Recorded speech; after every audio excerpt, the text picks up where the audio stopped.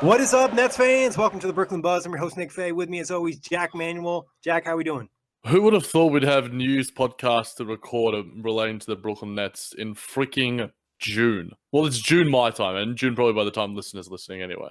Yeah, true. Probably June. And it's not even the first one we've done, too, which is crazy. Nope. It's just like the rumors are very heavy right now for the Nets, all different fronts, talking draft, free agency, whatever it may be. As always, check us out, iTunes, Blog Talk Radio, OTG Basketball, NetsRepublic.com, Dash Radio, and YouTube. But, Jac, I'm going to pass it to you. So, Nick, obviously the Kyrie Irving rumor has gained extra traction throughout the week thanks to Rick Bucher, who went on the Colin Cowherd show.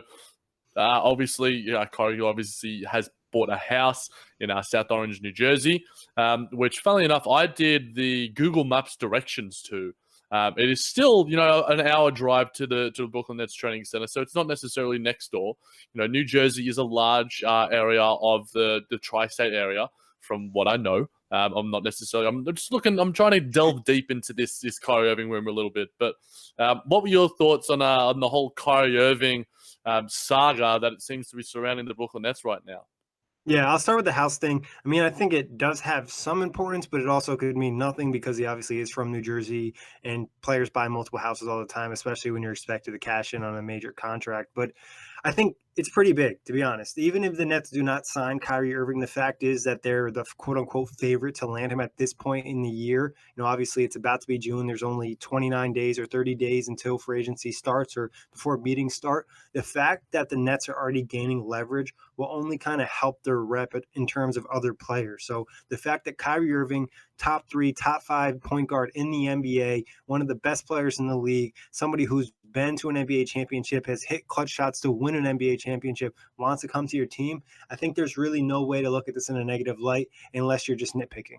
Yeah, I think that, I remember just having the random sporadic moment in my head when we were doing a pod. I think it was with Will, or I can't remember if it was with you.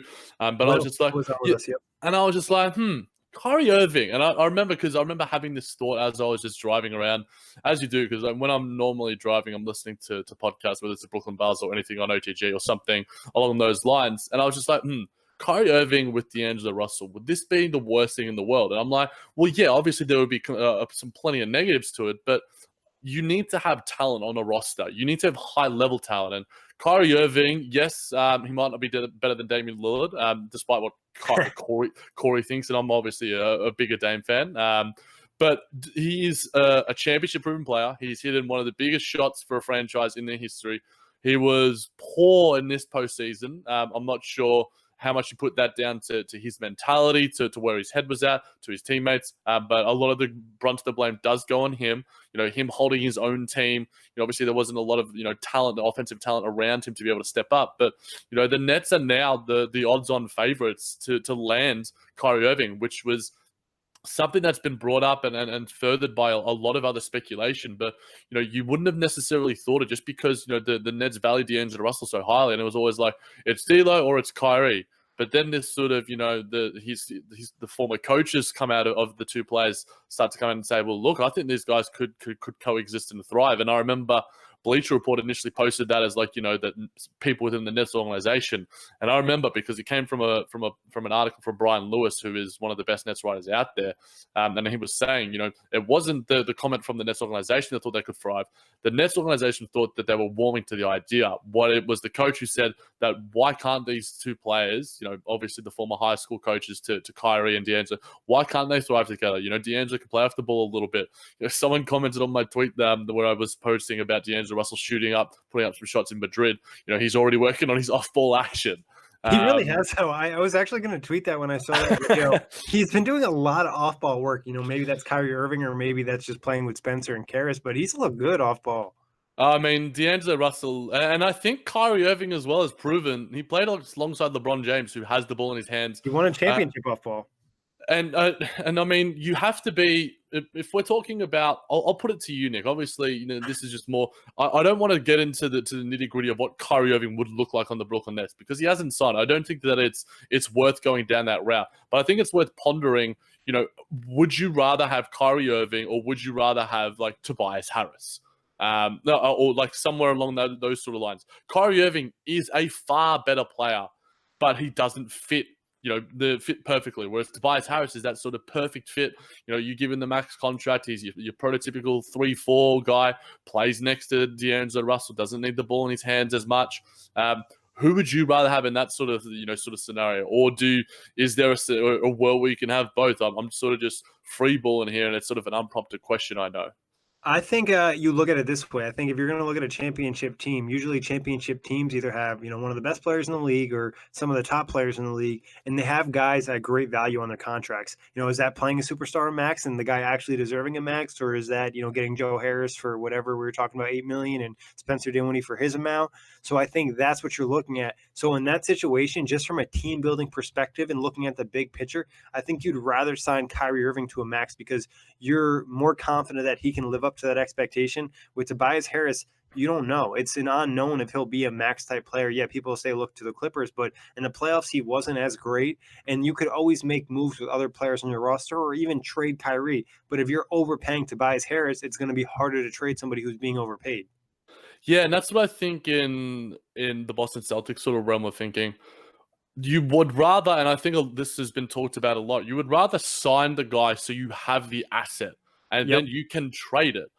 So if I was the Boston Celtics, that's what I would do. And similarly with Kemba Walker, you can't let Kemba Walker walk. And obviously that's a different conversation. I don't think Kemba Walker's had very, very minor rumors of him heading to the Nets. And this it seems to be growing traction. And I'm not sure why, because Rick Bucher, who seems to be, one of the masterminds behind it, with Mark Stein. Mark Stein, I think, is a little bit more of an accredited source.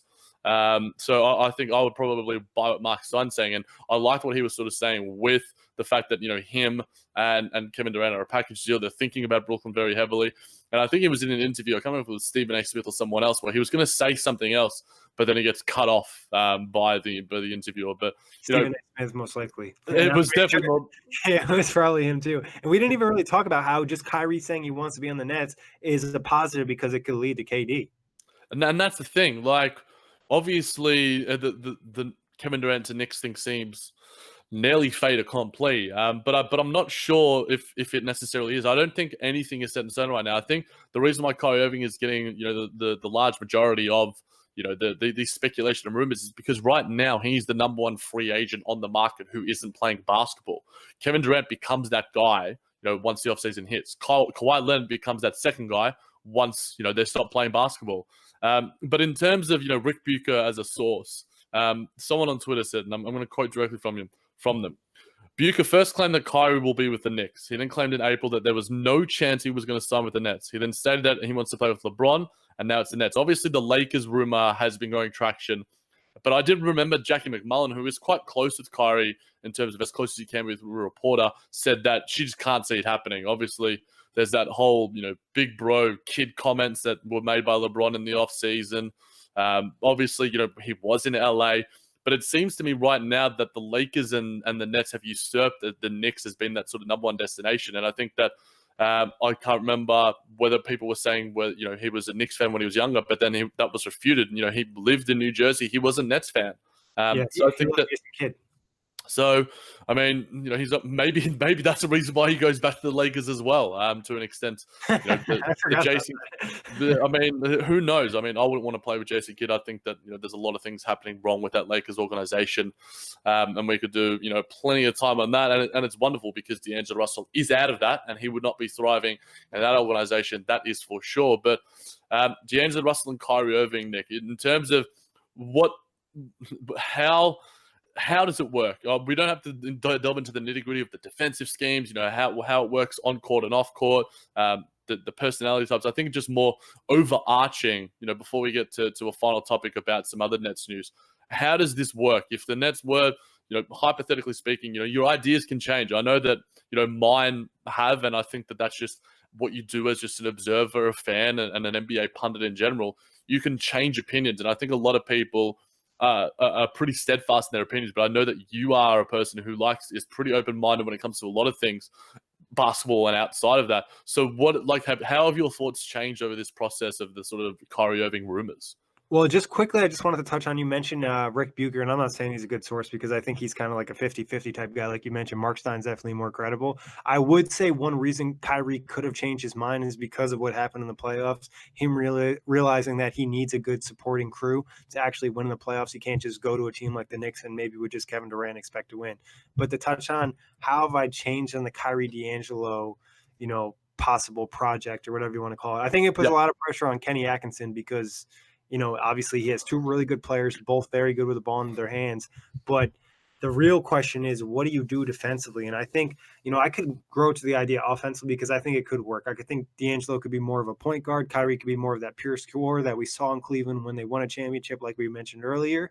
I'm not really worried about the offensive end. I know people are saying one ball, but whatever. They'd probably lead to them trading Dinwiddie, sad to say, this Karis LeVert or somebody like that, because you probably wouldn't want four dominant ball handlers, but who knows? The Nets could go a different route and look to add a lot of playmakers and have a lot of guys on the floor that can do everything. So I'm not ruling that of the possibility, but I think the most important thing would be if you sign Kyrie and D'Angelo as your starting backcourt moving forward, you would need to have at least one elite defensive player and two other really, really good defensive players behind them.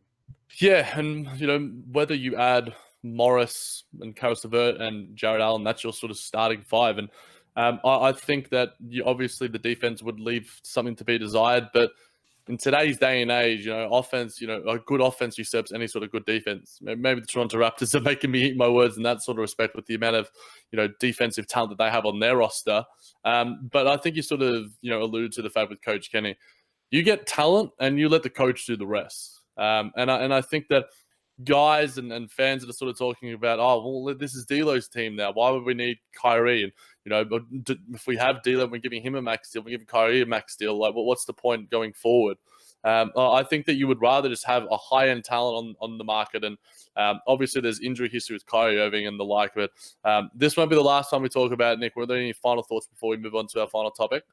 I think you just look at it as you're adding two really, really good scorers. You're not adding two good scorers. You're adding two top of the line scorer guys that could drop 40 in a game or drop 20 in a quarter. Just having that ability offensively could be huge. And you just look at different things in the playoffs, and I think you look at guys that are just really tough to defend. And I don't think that either guy is going to be that much worse playing with another guy who likes the ball in his hands. If anything, it's just going to be a lot of attention because both Kyrie and D'Angelo can hit shots from anywhere on the floor. Exactly. And that's, they are incredible players, incredible shot makers. And when we sort of talked about on pods and in general when it related to Joe Harris, when you have extra shot makers, it makes it easier for other shot makers on your roster. And it could really help our offense in a really, really, really positive way.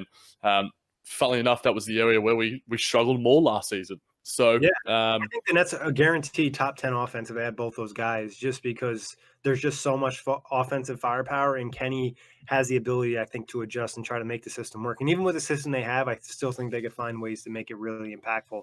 Just having, like you said, two shot makers, like they make shots everywhere. Yep, and watch this space because it'll certainly be something that we'll be talking about, no doubt, for weeks and months to come heading into free agency in July. But Nick, the other sort of big news to come out, obviously not as big as the Kyrie Irving sort of drama, was the fact that the Nets seem to be focused on planning to draft a backup big in relation to Jared Allen in this year's draft. What were your thoughts on that? And one thing I want to speak about a little bit, has it been weird for you to see Nets leaks and such? Or is this now just commonplace in the NBA? Because it was sort of one thing that we spoke about just in the season in general, that the Nets were just so tight-shipped that you didn't expect anything to come out, and trades would just come out of nowhere, like the D'Angelo one. Is this surprising to you in any sense? I think maybe some of it is just, there is some turnaround in the front office, new people coming in, people leaving, things might have got leaked that way. But I don't think any of it's really been major leaks. Like, it hasn't been anything where it's like the Nets' top three targets this offseason are, Kevin Durant, Kawhi, Kyrie. Like, it's not like anything like that. I think even the drafting stuff, people could say, oh, the Nets are looking to do this just because they see the Nets paying a lot of attention to a lot of young bigs in the draft. So I think some of it could be speculation. I'm not that concerned. It is a little bit more, but also it just comes with the Nets having more hype. Yeah, that's true. That's true. People want the news now a little bit more, and people will be willing to kind of cross another line to get that news. Yeah. In respect to the recent reports that came out via Ian Begley, SNY, what are your thoughts on the Nets drafting a big? Do you think that that should be the focus heading into this draft? Obviously, that there's plenty of talent there. Obviously, there's a lot of top end talent, and once it gets down, I think that drafting for need isn't necessarily a bad decision. But I don't think that you necessarily want to go all out and go, oh, well, we're just going to get the next best big on the board, especially if there's guys like, I don't know, Grant Williams still available, who I'm somewhat high on, and a lot of the guys that Matt and Dylan and Dalton are doing some great stuff at OTG. But what are your thoughts on the sort of emphasis on drafting another big? We actually brought this idea up when we were discussing what the Nets should do with the draft picks, and I felt like drafting a backup big made sense, especially when you have 3 picks. I wouldn't do it with the 17 pick. I'd probably do it with one of the 2 later picks or whatever happens in a trade. I think that's an area you go to, and it's an area that you might not be able to fill in free agency, or it's somebody that could be that third big on your roster, which we saw as an issue this year. Maybe aren't looking for that rookie to have impactful minutes this year, but in a long-term project, you have that backup big, or at least you have another big body you could throw out in the playoffs if your backup center's injured like Ed Davis was. Guaranteed, and it's already starting to make the waves. Nets Twitter is going to be all over Oregon's Bol. All over him. I've seen a lot of attention on there. And to be honest, if the Nets aren't looking for the pick to contribute right away, it makes sense. There was actually a recent video of him. He's recovered, and he's training now. He's dunking, he's dribbling, he's doing all those sort of things that you want to see heading into the draft. Obviously, any sort of injury heading into the draft time is something that you're wary of, but it doesn't worry the Nets and their training stuff in terms of their ability to get their guys right. So it almost seems like fate, and in terms of the stars aligning with a guy like Bol, maybe to be taken with that 17th pick or someone a bit later, because he's one of the more in terms of upside in terms of this draft. And I've been listening to a lot of and reading a lot of the content that the guys have been putting out at OTG. He's one of the more talented guys in that sort of respect. But I would be just as happy, a guy I mentioned in Grant Williams, who is like a sort of PJ Tucker, Travion Graham sort of, big guy who isn't necessarily, 6'10", but is 6'7", 8-ish, and can play, 4 and 5. Obviously, maybe not straight away heading into the league, but there's, some other guys out there. But those are the sort of guys that, with that sort of 17th pick that I'm sort of drawn towards if we were to take a big with that first pick. And in the later picks, you can obviously pick plenty of other guys, and there's plenty of mocks happening out there, and plenty to check out at ogdbasketball.com too. I think at the end of the day, when it comes to the draft and it comes to any sort of talent, you draft what is the best thing available at that. And whether it's an international guy or whatever it might be as well. We know the Nets loves their getting guys from overseas and their project players and draft and stash sort of whatever happens there. The draft is going to be one thing that we've spoken about and we'll continue to speak about, obviously, because of the picks involved and the Alan Crabbe sort of scenario. But I wouldn't hate Bol. I wouldn't hate, Grant Williams. I wouldn't hate plenty of guys, because there is some talent there. They're not going to be, Zion Williamson, RJ Barrett, Cam Reddish, Ja Morant and that sort of stretch. But there is some big guys out there. Jalen McDaniels, I don't think is bad either. I think that he doesn't necessarily he's not the best sort of guy either. But there is some guys that could sort of work out. Nicholas Claxton as well, who is projected to be a late first round pick as well. Is being talked about to sort of be like a Plumlee sort of type, and has 3-and-D potential.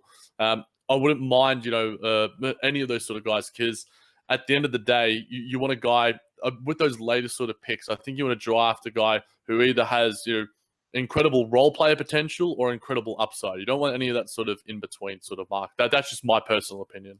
Yeah, I agree. I think you're looking to fill out a spot in your roster. If it's, a role player, or is it somebody you kind of take a chance on? We saw what the Nets have done with guys that maybe weren't given the same amount of confidence as other teams in the league. So maybe they could turn somebody in this draft into a really good pick, or maybe they can find an international gem like they did in Rodion. So there's still definitely a lot of potential in terms of the draft. And like you kind of hinted at, we don't even know what's going to happen with the picks. Yeah, and I think in the sense as well, if they're looking to draft a backup big, and I know a lot of people are saying we should be drafting a starting big with Jared Allen, which is just dumb. Are you looking at a guy who's had a couple more years in the college system and is a bit more physically ready to play straight away, or are you looking for the prototype sort of like a bol who can just come in and sort of just could do all these flashy sort of things, but is more of a project sort of play like we sort of spoke about. It'll be interesting to see. There's plenty of sort of avenues for the Nets to continue to build their roster and continue to take those steps forward. And I think that this offseason, more than any other, I mean, every offseason is crucial, but with the amount of talent on the roster right now, the draft isn't as necessarily heavily stacked, and next year is meant to be a bit more of a deeper draft from what experts say and what a lot of guys that I've heard say. But how you draft is as important as how you acquire talent in free agency, in my eyes. Yeah, I mean, depending on how many picks they have, they could even go the route of taking somebody looking to contribute now and then somebody else are looking to be a long-term project. And like we said, we don't know what's going to happen in terms of trade. Also, we'll be definitely getting on some of the OTG draft guys that talk a little bit more draft for us as well. Definitely. Looking forward to draft free agency, all the buzz content. There's still plenty of Nets basketball to chat about in this offseason. Yeah, it's almost too much. But as always, Jack, a pleasure talking hoops with you. Check us out on iTunes, Blog Talk Radio, OTGBasketball.com, NetsRepublic.com, Dash Radio, and YouTube.